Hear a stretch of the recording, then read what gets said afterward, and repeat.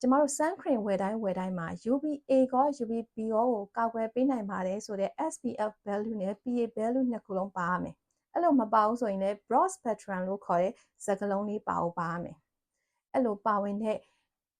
sun cream ကိုပဲရွေးချယ်ပြီးဝယ်ပါ။ Hello အားလုံးပဲမင်္ဂလာပါ။ကျမရဲ့ MFG Manda ဆိုတဲ့ channel လေးကနေပြန်လည်ကြိုဆိုလိုက်ပါတယ်။ကျမကတော့ဆေးဝါးပညာရှင်မခင်ပြုံးချိုပဲဖြစ်ပါတယ်။ဒီနေ့မှာတော့ကျမက sunscreen တွေက skin cancer ကိုကာကွယ်ပေးနိုင်တာနဲ့ skin cancer တွေဘာကြောင့်ဖြစ်လာနိုင်တာလဲဆိုတဲ့အကြောင်းအရာလေးကိုရှင်းပြပေးသွားမှာပဲဖြစ်ပါတယ်။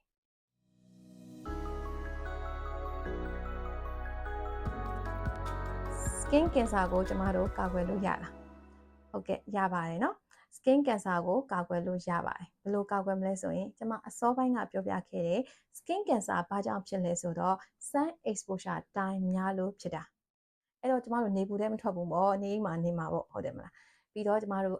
မဖြစ်တာလို့နေပူတဲ့ထွက်ပြီဆိုရင်ထီးတွေစောင်းမယ်အုတ်ထုပ်တွေစောင်းမယ်အဝတ်စားတွေလုံးလုံးချုံချုံဖွင့်မယ်ပြီးတော့နောက်ထပ်အရေးကြီးတဲ့ချက်ရှိသေးတယ် sunscreen လိမ့်ရမယ်အဲ့တော့နောက်တစ်ခုကကျမတို့ဘာရှောင်ရမလဲဆိုရင်တော့ကျမတို့နေပူစာလုံတာကိုရှောင်ရမယ်ဟုတ်ပြီဒီနေရာမှာအရင်အရေးကြီးတဲ့အချက်ဖြစ်တဲ့ sunscreen ကိုဘယ်လိုရွေးချယ်ရမလဲsunscreen ကိုကျမတို့ရွေးချယ်တဲ့အခါမှာဒီအချက်၃ချက်ကိုရွေးချယ်သင့်ပါတယ်ပထမတစ်ချက်ကလေဒီ sunscreen ရဲ့ဘူးတွေပေါ်မှာ SPF ဆိုတဲ့စကားလုံးလေးကိုရှာပါဒုတိယချက်က sunscreen တွေပေါ်မှာ PA ဆိုတဲ့စကားလုံးလေးကိုရှာပါဘာလို့လဲဆိုတော့ SPF ဆိုတာက sun protection factor ပဲဖြစ်ပါတယ်သူက UVB ကိုကာကွယ်နိုင်တယ်ဆိုတာကိုပြတဲ့ဒီသင်္ကေတပဲဖြစ်ပါတယ်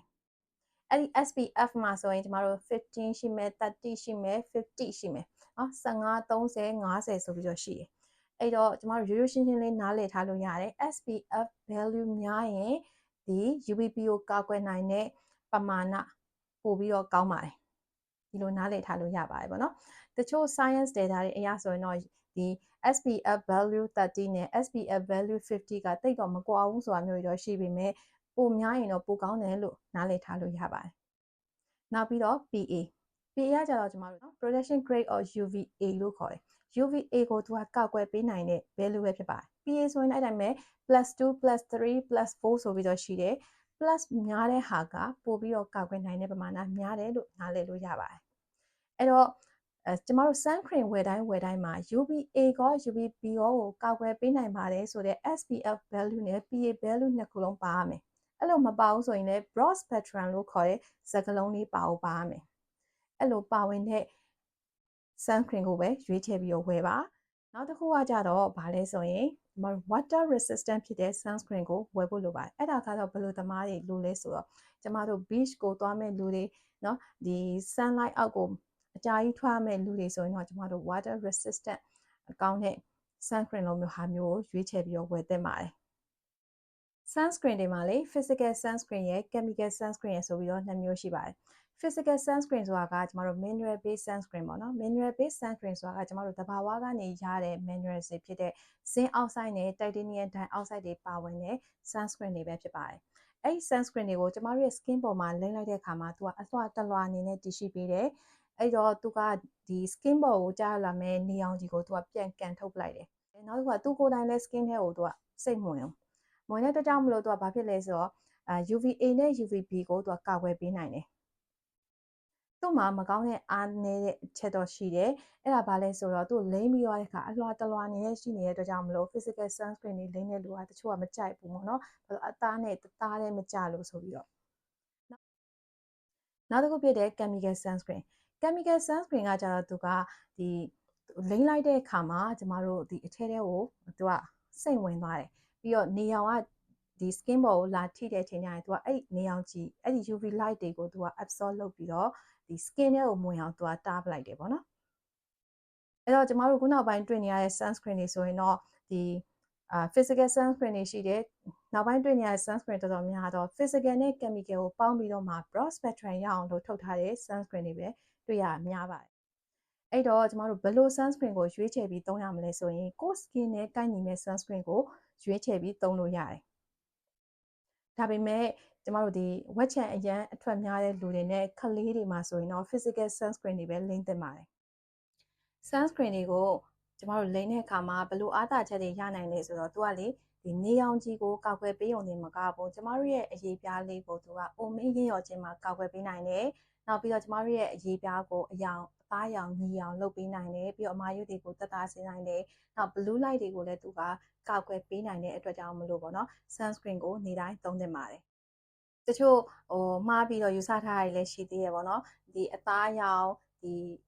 အသားညိုတဲ့လူဒီမဲတဲ့လူပေါ့နော်ဒီ skin tone color မြင်တဲ့လူအဲ့လူတွေဆိုရင်တို့ကဘာထင်လဲဆိုတော့ငါတို့အသားရေကတော်ရုံနဲ့နေပလက်သွားရင်မသိတာဘူး sunscreen မလိုဘူးဆိုပြီးထင်ကောင်းလဲထင်လိမ့်မယ်အဲ့လိုတော့မဟုတ်ဘူးပေါ့နော်ကျမတို့ skin color skin tone color ဘယ်လိုပဲအရင်မဲ့ဖြူဖြူမဲတဲ့ပဲသွားညိုတဲ့ပဲသွားဘယ်လိုပဲရှိပေါ့နော် sunscreen ဆိုတာလိုအပ်ပါတယ်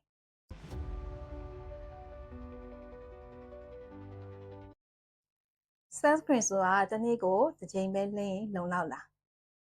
ကျမတို့တွေကလေbeach လိုနေရာမျိုးကိုသွားတယ်သွားတော့ငါတို့ sunscreen တော့လိမ့်လာတယ်ပြန်လာရင်အသားတွေကပြာပြီးတော့နဲ့တက်လာတယ်ပေါ့နော်အမှန်တော့လေဘာကြောင့်လဲဆိုတော့ကျမတို့ကအပြင်ထွက်ခံဒီဆိုရင် sunscreen တော့လိမ့်သွားတယ်ဒါပေမဲ့တစ်ချိန်ပဲလိမ့်တာအပြင်ရောက်ရင်နောက်ချိန်ထပ်မလိမ့်ဖြစ်တော့ဘူးပေါ့နော်အမှန်တော့ sunscreen ကအဲ့လိုမရဘူးပေါ့ sunscreen ဆိုနေပူထဲသွားတော့မယ်ဆိုရင်တော့2နာရီထားတစ်ချိန်လိမ့်တက်ပါတယ်ပြီးတော့ငါတို့ကအရိတ်ထဲနေတာပဲ sunscreen မလိုဘူးလို့လည်းမတွေးသင့်ဘူးပေါ့နော်အရိတ်ထဲမှာနေလဲပဲ sunscreen ကလိုအပ်တယ်ဘာလို့လဲဆိုတော့ဒီနေရောင်ခြည်ကအရာဝတ္ထုတွေပေါ်ကိုကြာရောက်တဲ့အခါမှာသူကအလင်းပြန်တယ်အဲ့အလင်းတွေကကိုယ်စီကိုရောက်နိုင်တယ်အဲ့လိုရောက်တဲ့အခါမျိုးမှာဒီ skin ကလည်းဘန်းဖြစ်စေနိုင်တယ်ဒါကြောင့်မို့ကျမတို့အရိတ်ထဲနေလဲပဲ sunscreen လိုအပ်တယ်နေပူထဲသွားတော့မယ်ဆိုရင်တော့ပို့ပြီးတော့လိုအပ်တာပေါ့နော်အဲ့လိုမျိုးကိုကငဲတဲ့နေပူထဲမထွက်ဘူးတစ်ခါတလေမှထွက်တဲ့လူဆိုရင်ထွက်ခံနေနိုင်ဝက်လောက်အလိုမှာ sunscreen လေးလိမ့်ပြီးတော့သွားလို့ရပါတယ်ပြီးတော့ sunscreen တွေမှာလည်းအခုနောက်ပိုင်း trend ဖြစ်လာတဲ့ spray type တွေရှိတယ်ပြီးတော့ပုံမှန်အရင်တော့သုံးနေတဲ့ကျမတို့ cream type တွေရှိရပေါ့နော်အဲ့တော့ spray type နဲ့ cream type ဘယ်ဟာပိုကောင်းလဲဆိုရင်တော့ဒါကကိုကြိုက်တဲ့ပုံမူတည်ပြီးသုံးလို့ရတယ်ဒါပေမဲ့ကလေးတွေမှာတော့လေကျမကတော့ spray type ကိုမသုံးစေချင်ဘူးဘာလို့လဲဆိုတော့အဲ့ spray type တွေကဒီအသက်ရှူလမ်းကြောင်းကနေပြီးတော့မှ chemical တွေကဒီအသက်ရှူလမ်းကြောင်းတွေကိုဝင်ရောက်နိုင်တဲ့အတွက်ကြောင့်မလို့ကလေးတွေဆိုရင်တော့ cream type ပဲသုံးတာကောင်းပါတယ်ကဲဒါဆိုရင်ကျမဒီ skin cancer ဘာကြောင့်ဖြစ်လာနိုင်တာလဲရဲ့အဲ့အတွက်လိုအပ်တဲ့အကာအကွယ်တွေအကြောင်းကိုကျမရှင်းပြပြီးသွားပြီပဲဖြစ်ပါတယ်နောက်လဲကျမရဲ့ channel လေးကနေပြီးတော့မှဒီကျမကြီးနဲ့ပတ်သက်တဲ့ဗဟုသုတတွေအလှပနဲ့ပတ်သက်တဲ့ဗဟုသုတတွေကိုဆက်လက်ပြီးတော့မှ sharing လုပ်ပေးတော့မှဖြစ်တဲ့အတွက်ကြောင့်မလို့ကျမရဲ့ MFG Manda ဆိုတဲ့ channel လေးကို like and subscribe လုပ်ခဲ့ပြီးဖို့မမေ့နဲ့ဘူးเนาะ